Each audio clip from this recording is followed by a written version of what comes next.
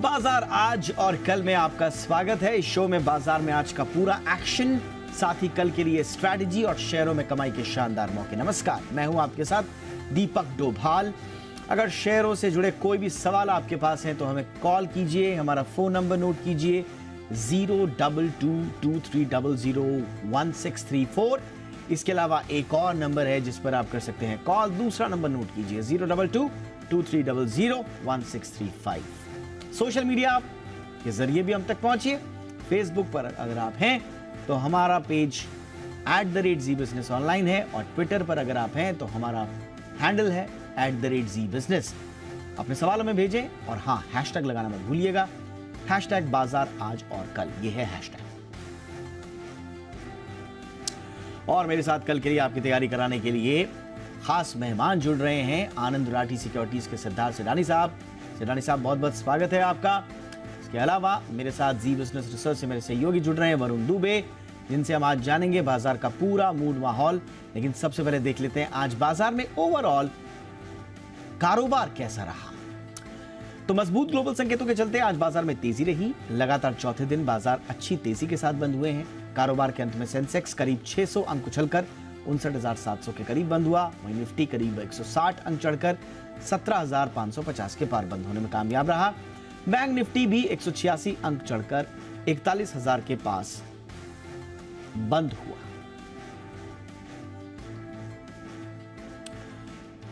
और बाजार में आज किन सेक्टर्स में सबसे ज्यादा एक्शन देखने को मिला और किस तरह का एक्शन था, यह बताने के लिए मेरे साथ हैं वरुण दुबे। देखिए, बेहतरीन तेजी आज भारतीय बाजारों में देखने मिली है। इनफैक्ट लगातार चौथा दिन है जब भारतीय बाजार जो है हरे निशान में बंद हुए हैं। क्या निफ्टी, क्या बैंक निफ्टी, हर जगह अगर आप देखेंगे तो अच्छी खासी खरीदारी थी, और 17,500 के ऊपर अब तो जाके निफ्टी ने क्लोजिंग दी है। इनफैक्ट ब्रॉडर मार्केट में भी काफ़ी अच्छी तेजी थी। छोटे मजूरी स्टॉक्स को अगर आप देखेंगे तो वहाँ पे भी गजब की तेजी देखने मिली। ग्लोबल क्यूज इतने सपोर्टिव नहीं थे, लेकिन जो क्वार्टरली अपडेट्स आ रहे हैं कंपनीज की तरफ से वो काफ़ी अच्छे, जो ऑर्डर विंस हो रहे लगातार, उसकी मदद कहीं ना कहीं भारतीय कंपनियों को मिल रही है। और साथ ही साथ रुपया भी काफ़ी हद तक मजबूत हुआ है, तो उसका भी इम्पैक्ट देखने मिला है। आप देखिए निफ्टी के टॉप गेनर्स में L&T, जो इनको ऑर्डर मिला है करीब 7,000 करोड़ के आसपास का, उसका असर देखने मिला। टॉप गेनर था ये निफ्टी का। इसके अलावा HDFC लिमिटेड, ITC, HUL जैसे दिग्गज जो थे उनमें अच्छी खासी तेज़ी देखने मिली। लेकिन गिरावट कहाँ थी? तो गिरावट निफ्टी में अगर आप देखेंगे तो Ayesha Motors, Adani group companies में थोड़ी बहुत गिरावट है। अडानी एंटरप्राइजेस को देखिए किस तरह की गिरावट यहाँ पे देखने मिली। M&M, NTPC जैसे काउंटर्स है जहाँ पे थोड़ा बहुत दबाव देखने मिला। फोकस में SML इशूज़ था, यहाँ पे प्रमोटर्स की तरफ से खरीदारी हुई है। स्टॉक में अच्छी खासी तेज़ी थी। HDFC बैंक, जो इन्होंने क्वार्टरली अपडेट दिए हैं, बाजार को पसंद आया, स्टॉक में अच्छी खासी तेज़ी थी। NBCC को ऑर्डर मिला है, उसके चलते गेंस देखने मिले।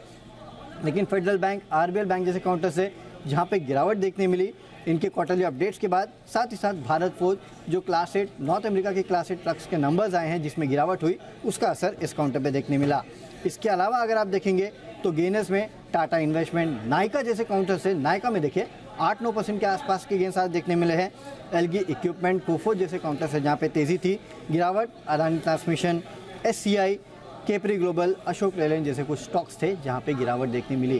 तो एक बेहतरीन ट्रेडिंग सेशन जो है आज भी भारतीय बाजारों में देखने मिला है। और लगातार चौथा दिन है जब भारतीय बाजार जो है हरे निशान में बंद हुए हैं।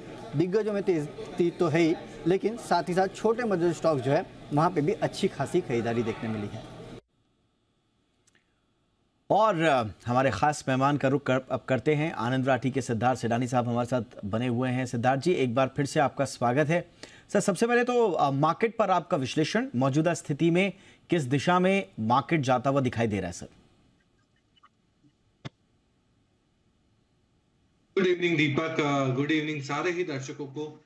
देखिए, बाजार तेज है और बाजार में काफी अच्छी स्ट्रेंथ दिख रही है। ऊपर से आज जो हमें स्ट्रेंथ दिखी है, जो मैं लगातार बहुत बार कहते आया हूं कि मिड कैप और स्मॉल कैप में तेजी हो सकती है, आज वो बाजार ने दर्शाया भी। मैं मानता हूं कि ऊपर के लेवल में 17,800 आप देख सकते हैं निफ्टी में, एक पॉसिबिलिटी है, और वहां पे एक रेजिस्टेंस भी है निफ्टी के पर्सपेक्टिव से शॉर्ट टर्म में। नीचे में आप 17,350 देख सकते हैं टेक्निकल रूप से। ओवरऑल पर्सपेक्टिव से बाजार का मूड और माहौल तेजी का रह सकता है। अब देखते हैं कितने दिनों की ये तेजी बरकरार रह सकती है, बट एटलीस्ट आई बिलीव कि फर्स्ट हाफ ऑफ अप्रैल तो तेजी ही बननी चाहिए। यहाँ से एक अच्छी बम्पर तेजी हो सकती है। ट्रेडर लॉन्ग पोजीशन रख सकते हैं, निवेशक अपने जो भी एवरेजिंग किए हुए स्टॉक है और भी फर्दर एवरेज कर सकते हैं। मैं मानता हूँ अच्छी कंपनियां मिड कैप और स्मॉल कैप में बेहतरीन तेजी हो सकती है। ऑलराइट सर, और अगर पोजिशनल और लॉन्ग टर्म के लिहाज से देखा जाए तो कोई फेवरेट पिक जो इस माहौल में लोगों को मुनाफा दिला सकते हैं सर? बिल्कुल दीपक, मैं अगर पोजिशनल की बात करूं तो मुझे बाटा इंडिया, देश इनके कदमों पे चलती है। बाटा इंडिया फुटवेयर की कंपनी, देश की दिग्गज, ये बेहतरीन लग रही है। आपको स्टॉप लॉस अभी जो दाम होगा 1428 के करीब होगा। स्टॉप लॉस आपको रखना है 1380 का, टारगेट आपको रखना है 1520 का।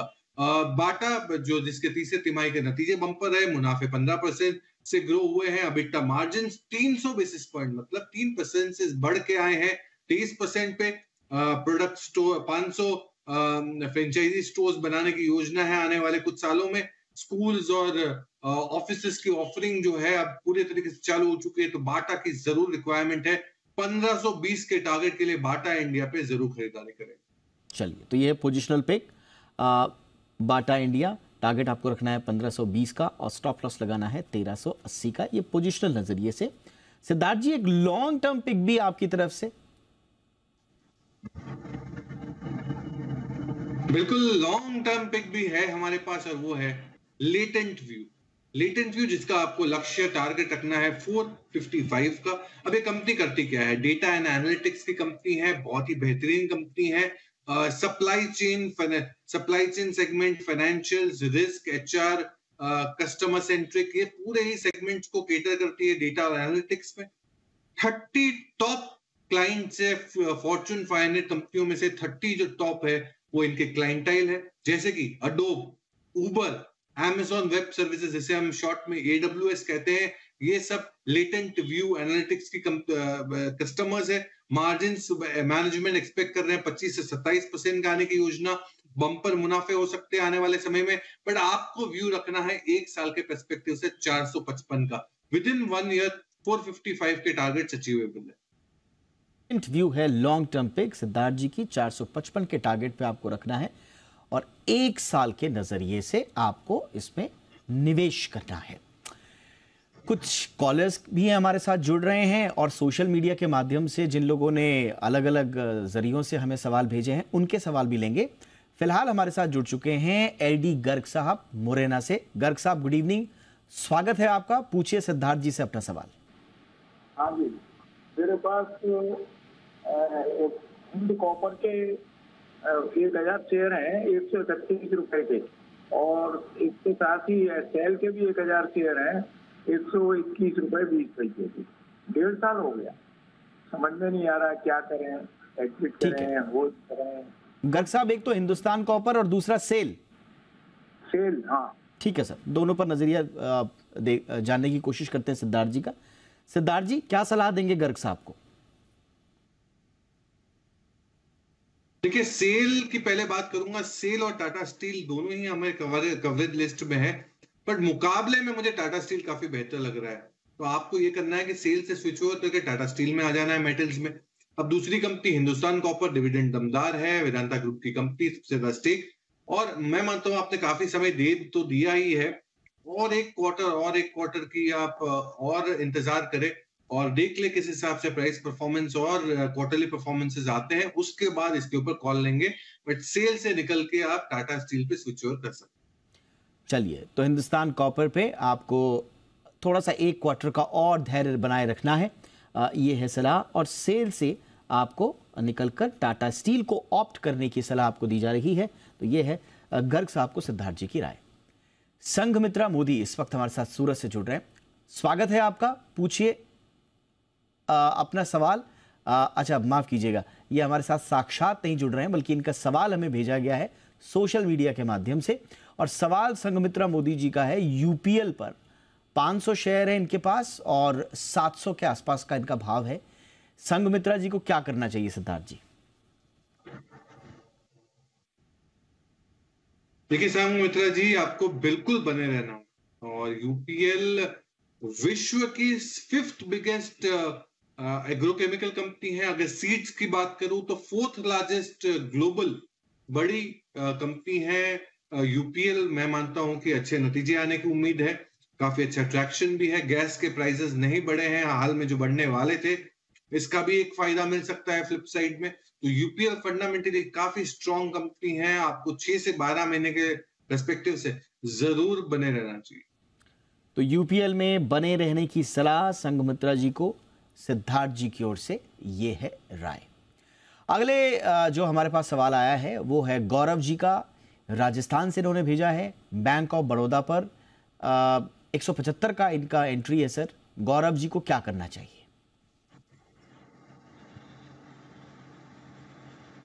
देखिए बहुत कोई दाम दूर नहीं है, मैं मानता हूं कि बैंक ऑफ बड़ौदा अच्छी कंपनी है, इस पे बने रहना है तो बने रह सकते हैं, कोई दिक्कत नहीं है पीएसयू स्पेस में। बट पीएसयू में अव्वल नंबर की कंपनी कोई हो तो वो है स्टेट बैंक ऑफ इंडिया।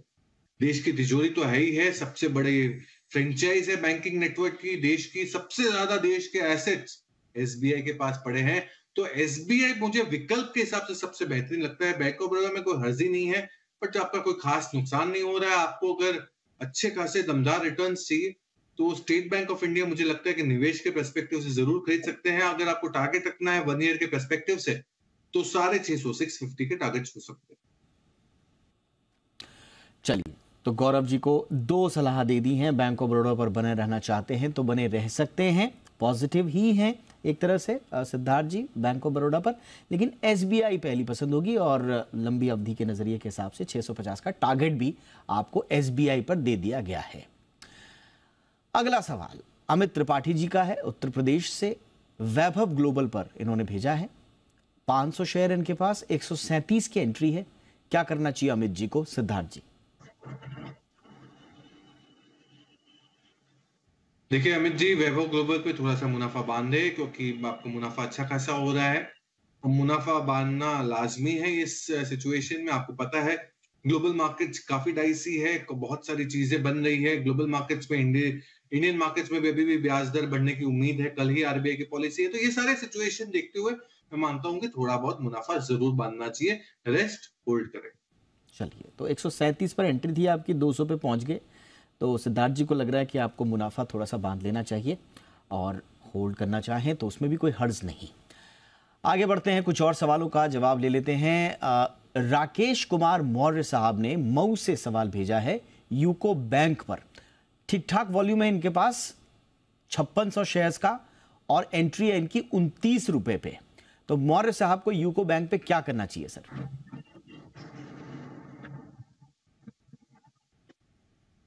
देखिए यूको बैंक पे मैं बिल्कुल पॉजिटिव राय नहीं रखता हूं। मैं मानता हूं कि इससे आपको निकल जाने की सलाह है, क्योंकि बहुत ही फ्रैगमेंटेड होते हैं इनके नतीजे, और आप जानते हैं कि जो GNP gross non performing assets, net और नॉन परफॉर्मिंग एसेट्स काफी ऊंचे लेवल पे है। तो इससे निकल जाने की सलाह फंडामेंटली नहीं साउंड है।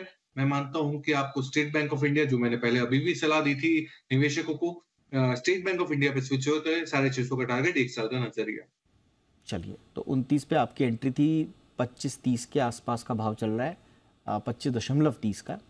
काफ़ी आपको लॉस भी हो चुका है, इसीलिए आपको सलाह दी जा रही है कि आप यहाँ से एक अच्छी विंडो देख के जिसमें आपको कम नुकसान हो रहा हो और एसबीआई पर स्विच कर सकते हैं। ये है सिद्धार्थ जी की सलाह यूको बैंक पर। प्रसेन जी इस वक्त हमारे साथ जुड़ चुके हैं, एक हमारे लाइव कॉलर। प्रसेन जी, स्वागत है सर आपका। सिद्धार्थ सर से पूछिए अपना सवाल। प्रसेन जी, सुन पा रहे हैं आप आवाज? हेलो जी प्रसेन जी, पूछिए अपना सवाल सर। हाँ नमस्ते सर। नमस्कार। मेरे पास एक्शन कंस्ट्रक्शन इक्विपमेंट के शेयर है 38,000।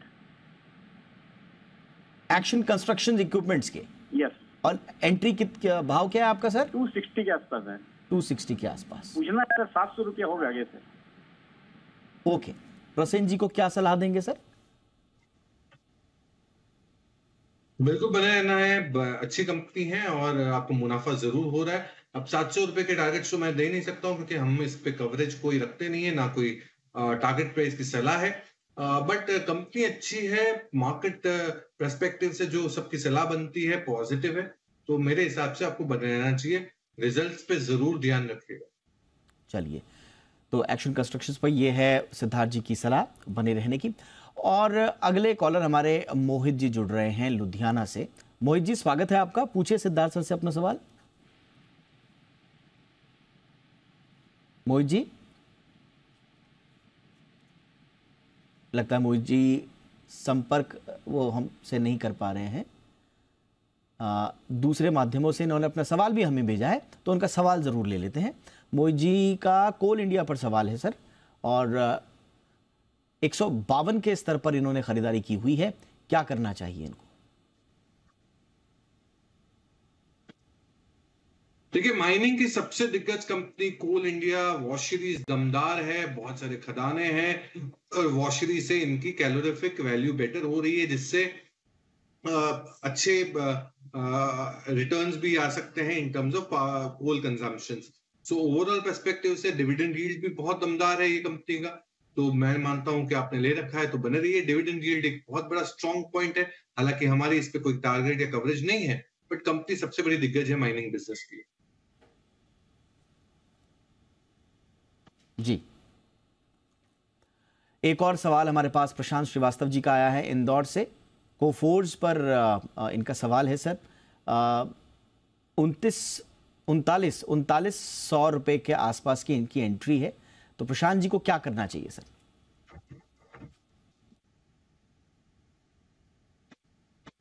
देखिए प्रशांत जी, आपको बिल्कुल बन रहना चाहिए। Coforge mid cap IT play में मुझे काफी बेहतरीन लग रहा है। टोटल कॉन्ट्रैक्ट वैल्यू की बात करूं, टीसीवी काफी दमदार टीसीवी ग्रोथ दिख रहा है, कांस्टेंट करेंसी में अच्छी ग्रोथ है, मार्जिन इंप्रूव हो सकते हैं, कंपनी मैनेजमेंट दोनों ही बेहतर है। तो मैं मानता हूं कि 1 से 2 क्वार्टर के नजरिए से, मतलब 3 से 6 महीने के नजरिए से बिल्कुल बने रहना चाहिए आपको कोफोर्ज में। तो कोफोर्ज पर बने रहने की सलाह सिद्धार्थ जी की। अक्षता का अगला सवाल है सर, कोल्हापुर से भेजा है। बजाज फिनसर्व 100 शेयर 1360 की एंट्री है, अक्षता जी को क्या सलाह देंगे?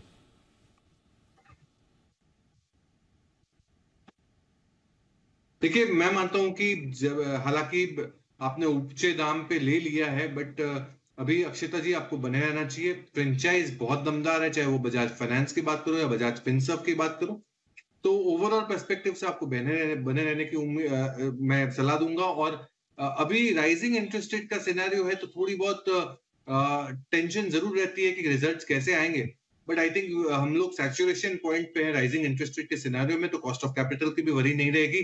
तो मैं मानता हूं कि आपको बने रहना चाहिए 3 से 6 महीने के पर्सपेक्टिव से। तो अक्षता जी 3 से 6 महीने के पर्सपेक्टिव के लिए आपको बने रहना है बजाज फिनसर्व पर। पृथा मुखर्जी का सवाल आया है, बलरामपुर चीनी पर इनका सवाल है सर, भाव 360 का, क्या करना चाहिए? मुनाफा हो रहा है आपको, डेफिनेटली बने रहिए, क्योंकि बलरामपुर चीनी सबसे अच्छी शुगर कंपनी है पूरे ही समूह की। बैलेंस शीट स्ट्रांग है, और उसके ऊपर जो पूरे ही ये समूह का जो एक एरिथमेटिक चेंज हो चुका है इथेनॉल की ब्लेंडिंग के बाद, जहां सरकार चाहती है 20% ऑफ इथेनॉल ब्लेंडिंग, E20 की बात कर रही है पेट्रोल के साथ, सो दैट की दाम भी सस्ता पड़े ऑयल मार्केटिंग कंपनीज को, और ओवरऑल पर्सपेक्टिव से एफिशिएंसी बेहतर निकल के आए। तो मैं मानता हूं कि बलरामपुर चीनी इसमें सबसे अच्छा एप्ट कंपनी है शुगर कंपनियों में और इथेनॉल प्रोडक्शन में, तो शुगर बलरामपुर चीनी पे बिल्कुल बने रहने की राय। और आइए अब समझते हैं ऑप्शन की स्ट्रैटेजी।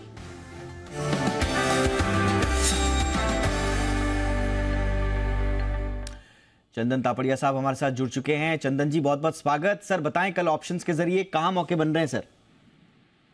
जी नमस्कार। देखिए, सबसे पहले तो काफी अच्छा मोमेंटम बाजार में पिछले लगभग 4 दिनों में देखने को मिला था। निफ्टी ने अभी 16,828 का बॉटम बना के और लगभग उस लेवल से 700 750 पॉइंट की रिकवरी देखी है। तो कहीं ना कहीं हायर हाई हायर लोज का सीक्वेंस यहाँ पे बन रहा है, थोड़ा और मोमेंटम बनेगा। तो 2 ट्रेडिंग सेटअप के लिए, एक तो एफएमसीजी सेक्टर पूरा अच्छा लग रहा है, और उसमें आईटीसी स्ट्रॉन्गेस्ट काउंटर है। आज जो परफेक्ट बुलिश कैंडल बना है इंडिकेट कर रहा है 400 405 की तरफ का मूवमेंट आना चाहिए। तो 390 का आईटीसी का कॉल लेने की सलाह रखेंगे। 6 रुपए के आसपास बंद हुआ है, 3 रुपए का सपोर्ट लगा सकते हैं, ऊपर में 12 रुपए के टारगेट बनने चाहिए। दूसरा ट्रेड सेटअप हम डॉक्टर रेड्डी में ढूंढ रहे हैं। सिलेक्टिव फार्मा काउंटर यहाँ पे कंटिन्यूसली बेटर परफॉर्म कर रहे हैं, और डॉक्टर रेड्डी में पिछले 7-8 दिनों से हाई राइज हाई लोज के साथ में एक मेजर मंथली और वीकली चार्ट में ब्रेकआउट हो रहा है। तो यहाँ पे 4,700 एट द मनी की कॉल लेने की सलाह रहेगी। हल्का सा डीप आए तो ले, 80 से लेके 86 के बीच में ले। उस कंडीशन में आपका 55 रुपए का सपोर्ट रहेगा, ऊपर में 130 140 तक के टारगेट बन सकते हैं। चलिए, तो दो सलाह हैं। आईटीसी पर 390 की कॉल लेने की सलाह, टारगेट आपको रखना है 12 का और स्टॉप लॉस 3 का लगाना ना भूलें। डॉक्टर रेड्डीज के लिए भी आपको 55 के स्टॉप लॉस के साथ अपर लेवल जो है टारगेट्स के जो चंदन जी द्वारा बताए गए हैं उनका ध्यान रखना है। बहुत बहुत शुक्रिया चंदन जी। और अब वक्त है सिद्धार्थ जी के पास जाने का और उनसे इंट्रा डे के लिए उनकी फेवरेट पिक का। तो सिद्धार्थ जी, इंट्रा डे के लिए आपकी सलाह। बिल्कुल दीपक, इंट्राडे के लिहाज से आपको खरीदना है पाइप्स की अव्वल नंबर की कंपनी सुप्रीम इंडस्ट्रीज। पाइप्स की कंपनी जिसका प्राइस अभी 2540 के करीब है। स्टॉप लॉस आपको रखना है 2475 का, 2475 का टारगेट रखना है 2625 का। सुप्रीम इंडस्ट्रीज जो पाइप सेगमेंट की अव्वल नंबर की कंपनी है, सुप्रीम इंडस्ट्रीज, 1 से 2 दिनों के पर्सपेक्टिव से, 1 से 2 दिनों का पर्सपेक्टिव सुप्रीम इंडस्ट्रीज 2475 का स्टॉप लॉस के साथ आपको 2650 के टारगेट के लिए आपको नजरिया रखना है। बहुत बहुत शुक्रिया सिद्धार्थ जी, आपने वक्त निकाला, हमारे दर्शकों के इतने सारे सवालों का जवाब दिया। Thank you so much. तो बाजार आज और कल में इतना ही, कल फिर मिलेंगे, तब तक के लिए नमस्कार।